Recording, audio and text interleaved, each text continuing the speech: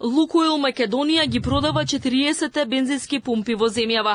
Откако САД воведе санкции кон Русија, компанијата реши да се ослободи од сите филијали во странство, што ја вклучува и земјава. Денеска беше потврдено дека руски Лукойл ја прифатил понудата нов собственик да биде Gunvor Group. Се работи за компанија регистрирана во Кипар со главно седиште во Женева, во собственост на шведскиот милиардер Торнбјорн Торнквист и рускиот милиардер Геннади Тимченко, кој веќе го продал својот удел во Gunvor. Сепак трансакцијата не може да се реализира без дозвола од САД, односно Канцеларијата за контрола на странски средства на Министерството за финансии. Вредноста на купопродажбата се проценува на 3 до 4 милиарди евра, што значи дека Лукойл ги продава своите интернационални подружници со 70% попуст, бидејќи компанијата тежи 10 милиарди евра.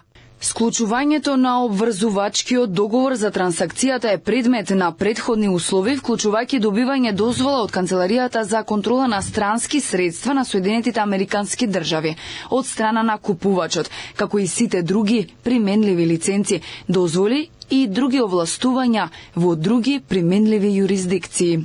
Доколку е потребно, страните планираат да аплицираат за продолжување на постојната лиценца и сите дополнителни лиценци за да се обезбеди непречено работење на меѓународните средства и нивното банкарско сервисирање за периодот до завршувањето на трансакцијата. Од Регулаторната комисија за енергетика не ја коментираат купопродажбата, само потврдуваат дека имаат комуникација со раководството на Лукойл Македонија.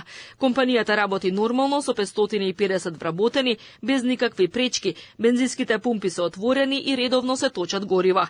Во моментов 80% од нафтените деривати доаѓаат од Грција, а заради Лукойл 7% руска нафта доаѓа и од Бугарија.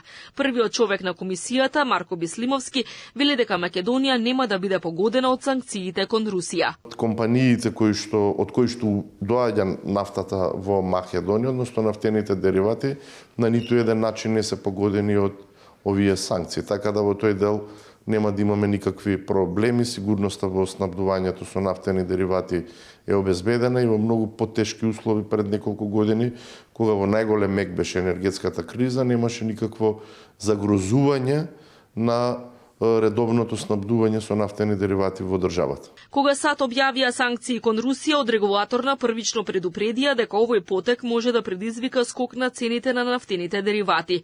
На глобално ниво, цените се зголемија пошто следуваше стабилизација. Во Македонија во 3 наврати последнава недела имаше само минимален раст на цените на горивата. Најмногу поскап е дизелот за 3 денари по литар. Инаку Лукойл е втор по големина производител на нафта во Русија, но работи и на проекти на нафтени полиња во Азија, Африка и Латинска Америка. Компанијата поседува рафинерии за нафта во Бугарија, Романија и Холандија и бензински пумпи низ Европската унија. Добро упатените во нафтениот сектор сметаат дека со продажбата на странскиот имот, Лукойл ќе изгуби 25% од обемот на рафинирана нафта и 30% од приходите. Министерството за финансии на САД минатата недела воведе санкции кон Роснефт, Лукойл и 34 нивни подружници, но одобри трансакции со компаниите до 21 ноември.